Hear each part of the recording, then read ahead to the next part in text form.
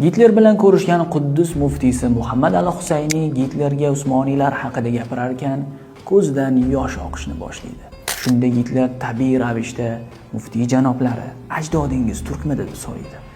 Muftiy esa yo'q janob, ajdodim turk emas. Faqatgina bu millatni o'z ajdodimdan ham ko'proq sevaman.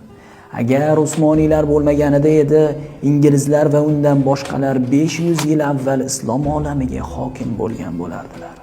Ispaniya musulmonlarini boshiga kelgan musibatlar, mahzun oqibatlar butun islom o'lkalarini boshiga kelgan bo'lardi deydi. Ispaniyadagi musulmonlarning oqibati nima bo'lganini juda yaxshi bilasizlar.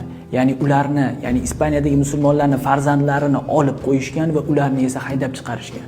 4 yoshdan kichkina bo'lgan farzandlarning barchasini esa xristianga aylantirishgan. Va muftiy so'zda davom ettirib, bu jihatdan dinim, iymonim, nomusim, sharafimning homiysi bo'lganliklari uchun Usmoniylarni sevaman deydi muftiy.